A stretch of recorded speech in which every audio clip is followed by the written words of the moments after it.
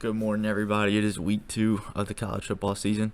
This is two guys, one mic. Unfortunately, today we only have one guy, one mic, but we got a loaded week 2. It's a late episode coming out, but it's college football Saturday. It's game day. We got big games all across the board. Texas A&M going to Miami, Texas going to Bama. We're gonna have some picks, talk about a lot of games, a couple in-depth games to talk about, and then give you parlay of the week. But to lead off the show, we got to talk about the NCAA. Again, just refusing to take care of student athletes, officially ruling Devontae Walker, the wide receiver from North Carolina, out for the season, or ineligible for the season. Just another case of gross negligence by the NCAA. Don't know how they keep getting away with it. Colleges and athletic departments and football teams and coaches, they need to take a stand against it because it's just ridiculous. Moving on from that, last night we had Illinois-Kansas play. I picked Kansas to win. It was in Kansas. The student section showed out. They really controlled the game from the start. Final score looked a little bit closer than it was. Defense played great. Offense played great. Jelon Daniels was really good. And Kansas keeps some momentum going from last year and keeping it going this year. Illinois got a rough week 3 next year as they play, or rough week 3 next week as they play Penn State. At 11 o'clock today, we get Vanderbilt at Wake Forest. This is one of those games where I really just don't know who to pick. Vanderbilt's looked pretty good opening up. Wake Forest has looked decent too. They just lost so many pieces from last year. I'm going Vanderbilt in this game. I trust Clark Lay. I love Dave Clawson as a head coach. I think he's built Wake Forest into a much more respectable program than they are. But you can only do so much. I think Vanderbilt's got a decent amount of talent, and they're going to start the year 3-0. Purdue, Virginia Tech also play a Big Ten ACC matchup. Purdue suffered a heartbreaking defeat against Fresno State last year. Virginia Tech won week 1 against Old Dominion. Another game where I really don't know who to lean here and who to pick. But I'm going Purdue. I trust Ryan Walters. I don't trust Virginia Tech. I think he's going to have them fired up to play. Purdue can't go 0-2. They play Syracuse next week, and then they start a loaded Big Ten schedule. So Purdue's going to come out with some fire, win this game. Iowa State, really underrated rivalry. It's always a fun one to watch. I think it is a 3:30 game. Line on it is currently 3.5 or 4.5, favoring Iowa. I'm picking Iowa State to just flat out win the game, not even just cover. Matt Campbell's really a coach, so is Kirk Ferentz. Iowa's offense, they played decent last week. They scored their first passing touchdown on the first drive of the season since 1991, which is just an insane stat. But I think Iowa State's going to get it done today. Texas State, UTSA. UTSA dropped a close one to Houston last week in what was a really underrated game. Texas State beat Baylor. Massive upset and massive win for the Bobcats. I'm picking UTSA to win this game. Another big one, SMU Oklahoma is a 16.5 point spread. Oklahoma, we didn't talk about them in our week 1 reaction video.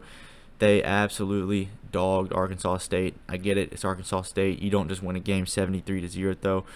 Dylan Gabriel looked electric. The defense played with a lot of intensity, a lot of speed, way better than they played at any point last season. SMU is going to put up a fight early on. I think Oklahoma is going to be too good for them to handle late in the game, pull away, probably end up covering a 17 to 24 point game. Oklahoma wins this one. Another under the radar game is UCF Boise State. Boise State's 0-1 after getting thrashed by Washington. They play at home against UCF, who looked really good. UCF's got to travel across the country. Boise State's looking to go 0-2. I'm picking UCF to win. I'm picking UCF to cover, however. Gus Malzahn's going to get the job done. One of my favorite games of the week, Washington State and Wisconsin. Pac-12 is currently undefeated through 2 weeks of football, week 0 and week 1. I think they keep it alive here. I think Wisconsin, they showed a lot to like at the end of last week. I think Washington State's going to get the job done in Pullman. They went into Madison, Wisconsin last year and won. I think they're going to defend the home field this year. Another really solid game to watch is Arizona, Mississippi State. This one I think is where the Pac-12 loses their first game. I think Mississippi State's too experienced, too talented from top to bottom. They came out a little bit slower on offense than I would have liked last week, but they get the home crowd, the Cowbells. They're going to have that home field advantage. It's going to be a close game, but I'm going to pick Mississippi State to win it. Stanford, USC, future ACC team battling it out against Southern Cal. Southern Cal's going to win this game. I do think Stanford could put up a decent amount of fight, though, and I expect to see USC struggle in some aspects of the game. Another really good game. Auburn goes on the road to California. They're playing at, I believe, 8 o'clock, and this is really their 12 o'clock because they're having to travel all the way across the country. It's got trap game all over it for me. They had a good first week of football. Can they build off of that in these conditions? California also had a good first week of football. I'm picking California to win. I think the odds are just too stacked against Auburn. I still think it's going to be a good game, and I could still see Hugh Freeze getting it done at Auburn this week. Oklahoma State, Arizona State. What should be just a really good Power 5 out-of-conference matchup is featuring two teams who just are trying to avoid being the laughingstock of college football right now, especially Arizona State. I think Oklahoma State will figure it out. Arizona State just self-imposed a bowl ban for this season due to Herm Edwards' recruiting violations. Oklahoma State's going to win this game. I think it's a 3.5-point spread. They're going to cover it too. Arizona State is not a very good football team. Jaden Rashada played really good in his first week of college football.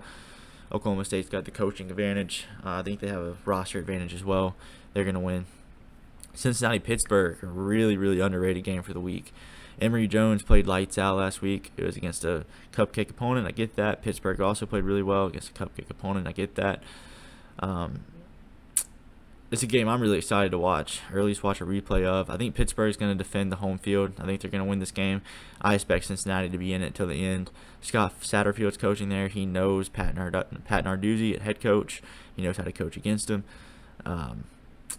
Pittsburgh's going to win the game, though. App State, North Carolina. North Carolina trying to continue some momentum after a fantastic Week 1 win and performance offensively and defensively. App State's one of those teams that, you can't overlook at all. Last year they almost beat North Carolina. 63-61 was the final score. And they beat Texas A&M in Kyle Field. That's not going to happen this year. They're not going to pull off an upset here. I do think they managed to keep it close. I think they cover the spread. It's a 16.5-point spread.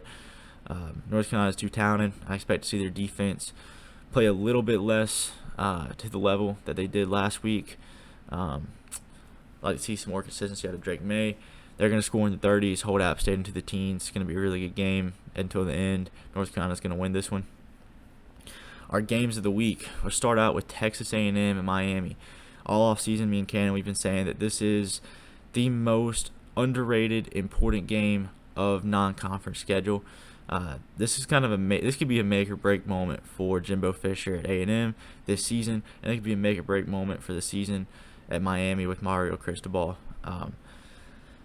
I don't think Miami's there yet. I think Texas A&M is too talented at wide receiver, too deep at wide receiver. I think they have a really good defensive line. Texas A&M, going back on receiver, has a top 4 wide receiver room in the country, maybe even better than that. Connor Wegman looked really good. Bobby Petrino had them rolling against New Mexico. Can they keep it up against a much better defense? I don't think Miami has a secondary. I think they will be able to get after the passer a little bit, but it's going to be really tough for Miami to slow Texas A&M down. I don't think they're there yet offensively either. Too much true freshman reliability that they have to rely on. Texas A&M is going to win the game, and they're really going to get started or go 2-0 to really get started in SEC play coming up in the next couple weeks. Another SEC matchup. This time Ole Miss is playing at Tulane. And this is a game that has trap game all over it, upset potential all over it. Michael Pratt is a really good quarterback for Tulane. I think Ole Miss is going to go in and win and cover, though. It's a 6.5-point spread. I trust Lane Kiffin. I think they have a really good football team this year. Quinshad Jenkins is one of the best running backs in the country. They've got workhorses in the running back room. They've got 3 quarterbacks that they can put in at any moment, and I trust to go out and win a football game. Defensively, they're going to play a lot better. Ole Miss is going to win this game and cover. Oregon going on the road to Texas Tech. Again, another game that just has upset potential all over it. It is a 6.5-point spread too, I believe. Texas Tech lost a heartbreaker in Laramie, Wyoming last week. I think they're going to lose another heartbreaker today. Tyler Show, man, he played good, but he couldn't get the job done when it mattered. That defense struggled to stop the Wyoming quarterback. I don't think they're going to be able to stop Bo Nix. I do think it's going to be a close game. Lubbock, Texas at night is not a place I would want to play. I think Oregon's going to win and cover, though. Bo Nix, that defensive line's much better. They've got receiving talent. They've got running back talent. Joe McGuire is a really good coach. He's going to have to rebound after no 1-2 start after this week. And finally, game of the week, we've got Texas going on the road to Alabama. Quinn Ewers, Jaden Milroe, running back room versus running back room. We've got Texas offensive line that thinks they're better than Alabama's defensive line. Alabama's defensive line thinks they're better than Texas offensive line. Alabama's offensive line thinks they're more physical than Texas's defensive line, and same for Texas. That just makes for good football. You're going to have teams that are going to go out and hit every play. It's going to be an absolutely electric Tuscaloosa crowd. They're going to try to defend this home field at a level we haven't seen since the Alabama LSU game, the year LSU won it with Joe Burrow in 2019. I could see this game going in 4 different ways. Alabama wins a close one. Texas wins a close one. Alabama wins a blowout. Texas wins a blowout. Both teams have some pretty significant strengths and weaknesses through week 1, carrying over from off-season concerns. My big worry is, can Jaden Milroe step up in the moment? They're going to be able to run the ball, but they're not going to be able to run the ball the way they did against Mid-Tennessee State. Texas's defensive line is going to prove a worthy opponent. I think that might be the strength of their team. I do worry about Texas on offense, though. Quinn Ewers looked shaky last week. He had some good plays, but he looked shaky. They've got to get Xavier Worthy involved. They got to figure out how to make him a dynamic playmaker across the field and trust him to make plays. They struggled to run the ball against Rice. If you struggle to run the ball against Rice, you're not going to run the ball against Bama. So they're going to have to pass the ball to be able to run the ball. That is a concern of mine. Alabama does have at least one secondary guy out, I believe. I think Malachi Moore is going to end up playing, so that's something to watch. I know leading preseason or heading into preseason, I was all aboard Texas winning this game. I thought it would just be too early of a challenge for this Bama team. Bama looked a lot more impressive than I thought they were going to look in week 1. With the home field, I think it's going to be a very, very difficult challenge for Texas to win this game, but I'm still picking Texas to win it. I think Steve Sarkisian is going to figure out enough offensively to exploit Bama's defense. I think it's going to be a pretty low-scoring game. You're looking at, Texas in the 20s, Bama in the 20s, maybe Texas, gets in the 30s late in the game. It's going to be a really good one, really physical game. Going to pick Texas to win it. We did have a parlay of the week. Some lines moved, unfortunately, not in our favor, but we were still able to cash in on most of them. We have Ole Miss covering the spread, 7.5-point game against Tulane. Win by 8, they cover. Houston Cougars at Rice out. Houston is an 8.5-point favorite as well. They're going to cover that. UCF is going to cover the 3.5-point favorite against Boise State. They're either going to cover or they're just going to flat out lose. We're picking UCF to cover. Oregon minus 6.5 against Texas Tech. Again, it's a game that concerns me a lot. Playing in Lubbock is something I would never want to do. I think Oregon's going to win. I think they'll win by at least a touchdown. Notre Dame, this one is a lock of the week for me. Notre Dame minus 7.5 on the road against NC State. Carter Finley's a really tough place to play, but Notre Dame just looks like they're on a different level. It's their first real test of the season. I don't think NC State's going to be able to provide much of a test, though. Notre Dame's going to run the ball well on them. They're going to be able to throw the ball. That defense is going to swarm NC State's offense. NC State looked very bad against UConn. And I'm fully expecting a Notre Dame cover for this game. Troy Trojans at the Kansas State Wildcats. Troy's a 17-point dog. They're going to cover this game. Troy's a really underrated team. John Summerall's a really underrated coach. He's one of the best in Group of 5. Kansas State's a really good team as well. It's not going to matter. Troy's going to win this, or not win this game, but they're going to cover the spread, lose by less than 17. And then finally, Utah at Baylor. David Ronda's got a mess on his hands this year at Baylor and Waco, Texas. They're 8-point dogs. Utah's going to win. They're going to cover. They're going to win by at least 9. Utah's a really good football team. They're a playoff contender. Kyle Whittingham is one of the best coaches in America, and he's going to, I think, end up wiping the floor with Baylor Bears this weekend. That's all for this episode. It was a quick one. Had to get it out before the game started. Thank y'all for watching.